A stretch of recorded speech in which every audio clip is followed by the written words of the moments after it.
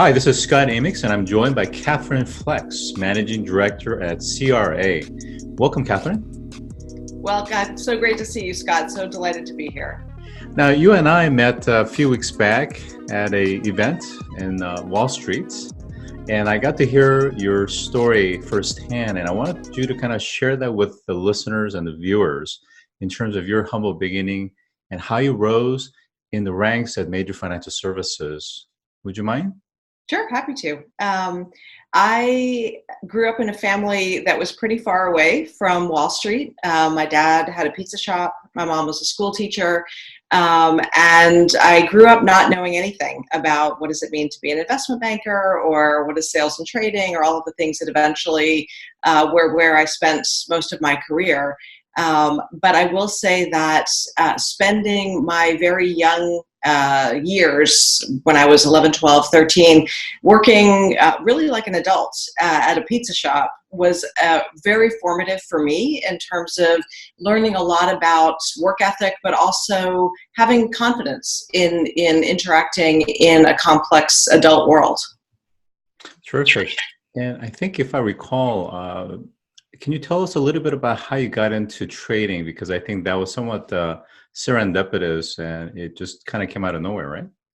It did. And so, as I said, I knew nothing about this world, but I found in school that I really loved economics, and from there developed a love for finance as well, and really didn't know what does anybody do with that? I had no idea. I had seen the chief economist from Texaco speaking, and I found it inspiring and interesting. So I thought, well, economics seems like a good thing to study. But beyond that, I really had no idea. And so in my early days, I taught at university and liked it but didn't love it, and had a variety of other jobs issuing municipal bonds and kind of doing different things. I had a radio show, and it was a little bit all over the place, but I was very happy with that. I kind of felt like interesting things happened, and I just kind of rolled with it a little bit. And then when I was in my late 20s, I was living in Tulsa, Oklahoma, and issuing municipal bonds for a municipality doesn't pay particularly well. And I had two kids, and somebody said to me, there's a trading company down the street that is, it certainly pays better, and it's interesting work. And so I went and had a conversation with them and started working there, really analyzing the embedded derivatives in the contracts that they had. It was a physical trading shop. And I had no idea that what the potential financial upside was in trading. I just thought it was interesting work, and it certainly paid better than working for a municipality.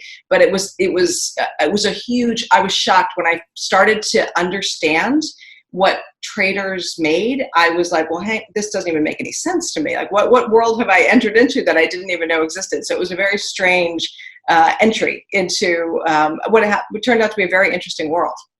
Now, Catherine, you eventually went from Tulsa, Oklahoma to New York City, and you eventually worked your way up to head up the commodity derivatives, Forex, and emerging market sales and trading at BNP Paribas. Yeah. Tell us a little bit about that. So, I came to New York. I was in my early 30s. I was a single mom with two kids. Really had no idea what it was going to be like living in New York City. That was very challenging. But I really did love the work. When I first came to the city, I worked for Morgan Stanley, and it was a really wonderful entrepreneurial kind of an environment.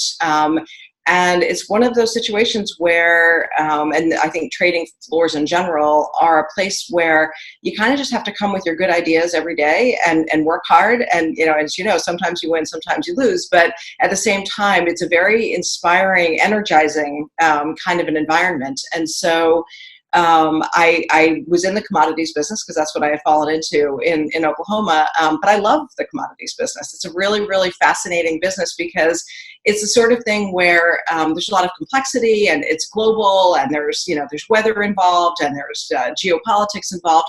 But it's also something you can talk to with your grandmother who uses commodities all day, every day, which is not the same thing as, let's say, interest rate derivatives, which are also interesting, but your grandmother probably doesn't use them every day. So it's a different kind of a conversation.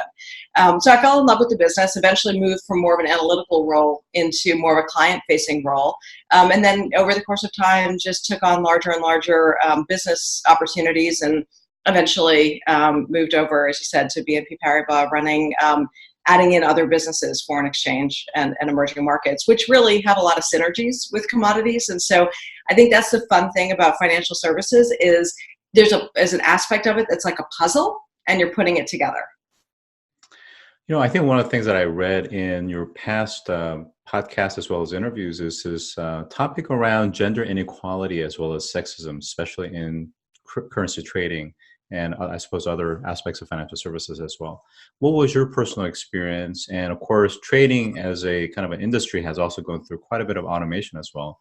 Yeah. So what was it back then and what is it today, and has it really changed much? Yeah, it's funny because the big story is I had a great experience. I really did. I worked with wonderful men and women in trading.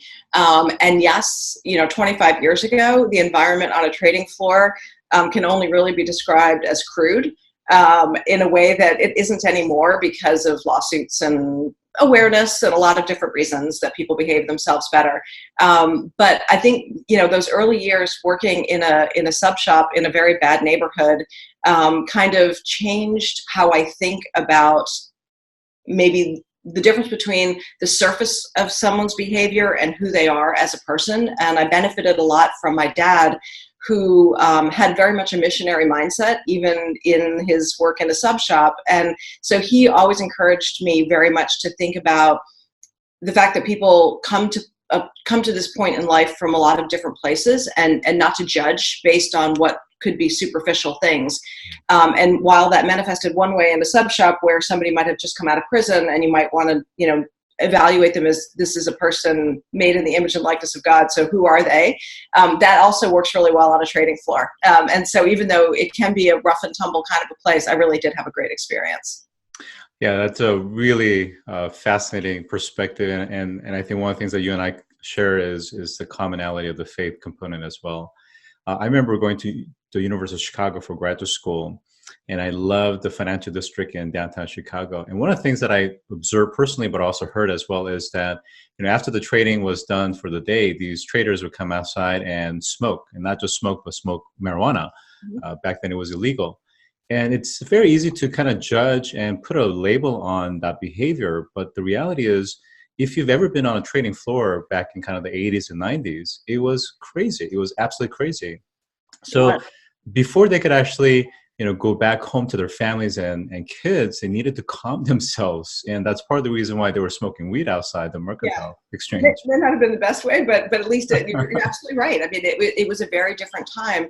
And I think also that I get asked a lot of questions, particularly from young women around, professional advancement and work-life balance and a lot of things that frankly are also very important to men.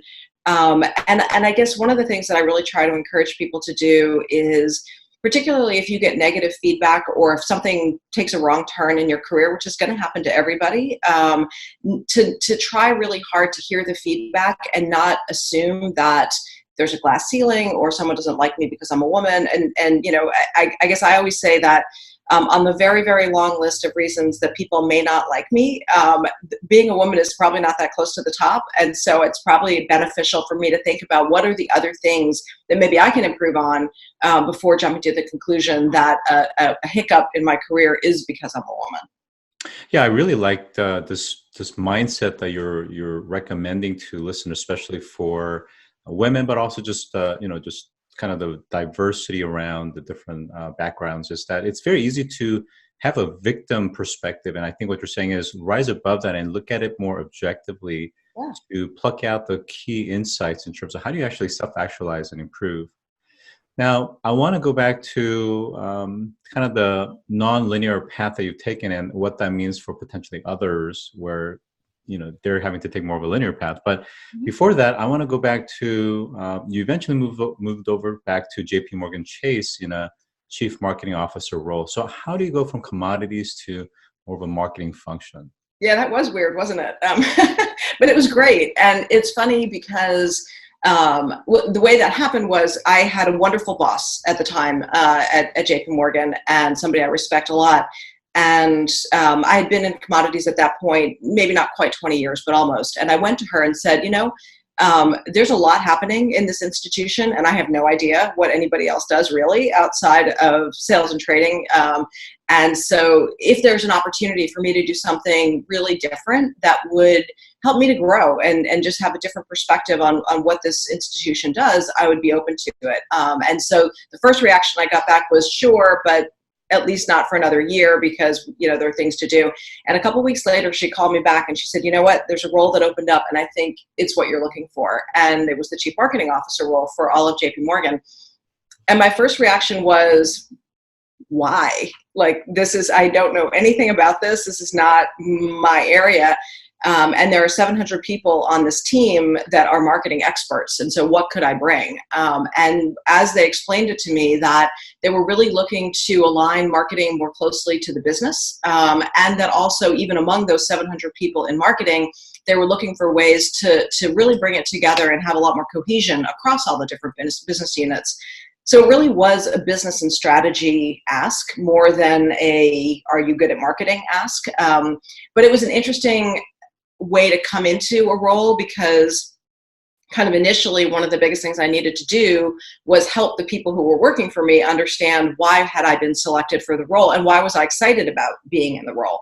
And as a result, I've made some wonderful friends and people that I'm still in touch with. And it was a tremendous learning experience for me. And when I went back to running a sales and trading business, my mindset was very much changed about how to think about the bank as a totality and kind of the reputation, but also clients. And so I'm a huge believer that when people have an opportunity to take very different roles, it expands your mind so much that it's something worth taking. I did get a lot of people when I took the role saying, you're nuts. Why would you do that? But I don't regret a minute of it. It was really, really beneficial. So this is a really great segue to talk about some of the things that you, I think, may have mentioned in past articles, is that in today's kind of a career, especially when it comes to financial services, is that, it's kind of expected that you go to one of the Ivy Leagues, Harvard Business School as an example, and then go into getting an internship at Goldman Sachs, and then you stay within a certain vertical or sector of focus, and you just perpetually kind of stay there for 20, 30 plus years until you retire. That's a very linear approach. Now, yours clearly was nonlinear. It was random, but although I think there was kind of a divine intervention, I suppose. Yep. And of course, you had the intellect and ambition as well. What's the advice that you would give to someone that's in their 20s, that's just coming out of their MBA program, interested in financial services, but not exactly sure if they want to be on sales, marketing, or analyst, or something else?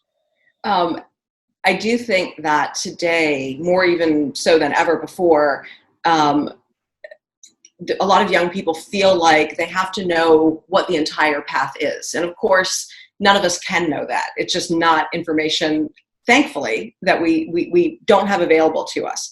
So what I do tell a lot of young people is, first of all, say yes to a lot of things. And I know there's a lot of literature out there that says successful people say no to a lot. And of course, there's only 24 hours in a day and you do have to say no to things. And getting comfortable with saying no is also very important.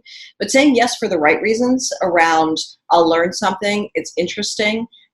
For me, what looks like a pretty random career, a lot of it was rooted in really wanting to be inspired. And so when opportunities came along where I thought, I will learn something from this and I'm going to get up every morning feeling like I can't wait to get to work every day, that to me is far more important than some like right path that you're supposed to be on. And so I think a lot of it, people need to be able to trust their gut a little bit and feel like there's not, in fact, I was on a call yesterday with a young gal who's in college and, should I do this or should I do that? And I said to her, look, there's no wrong answer here. These are both excellent paths. Part of it is, what do you find inspiring? And also recognize that you can change the path. This is not cast in stone. So whatever you're signing up for when you're 18 or 25 or even 35 or 55 doesn't mean that that's what you're going to do forever. You can do other things.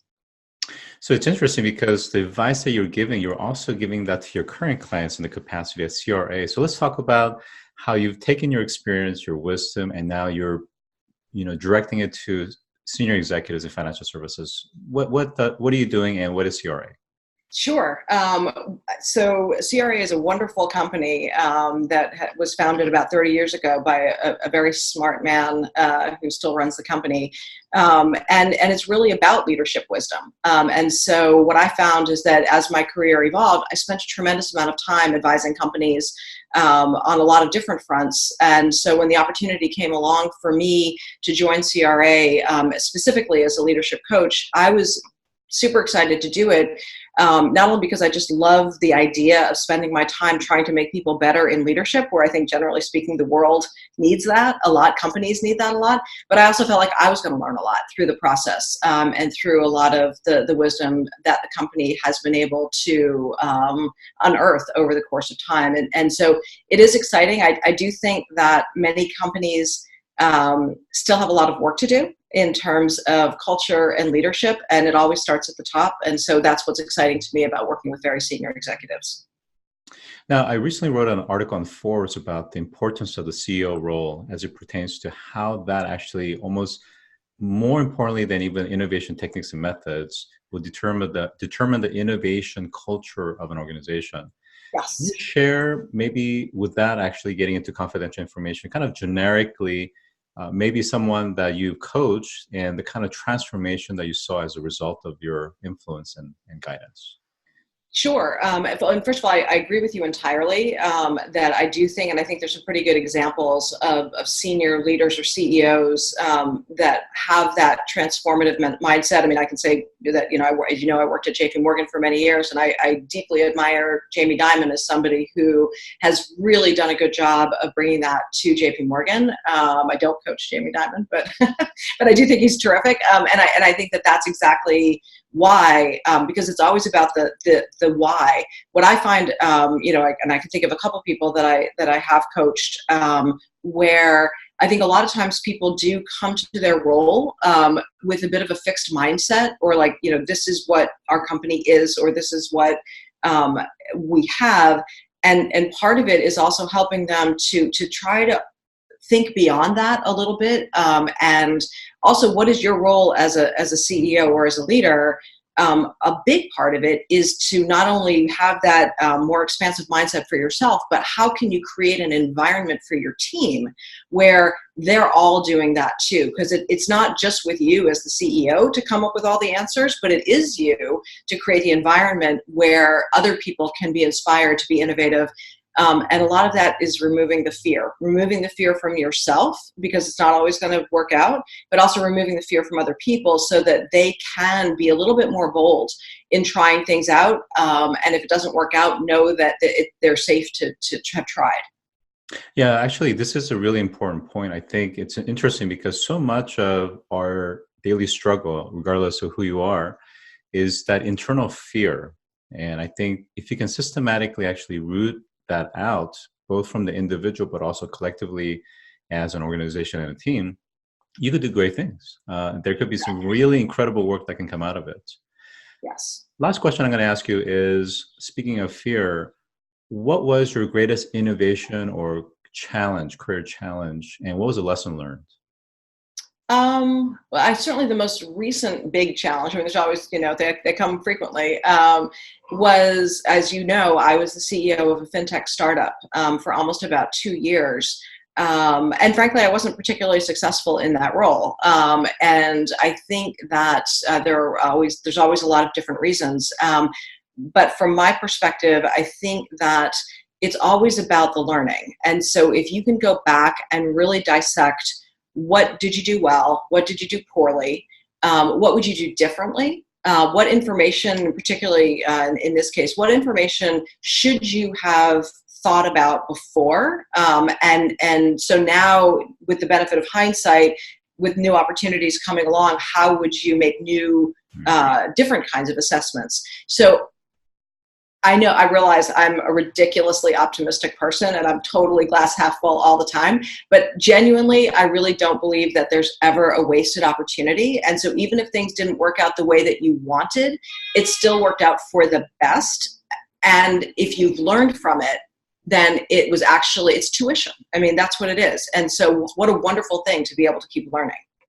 Well, personally, I feel like I've taken away this notion that life is challenging, it's complex, and it can be very difficult at times, but it's a choice that we can make ourselves. And I feel that the attitude and the perception, and by the filter that we use, we can determine the outcome in the next course. So today I've been joined by Catherine Flax, Managing Director at CRA and the former Chief Marketing Officer at JPMorgan Chase. Thank you, Catherine. Thank you.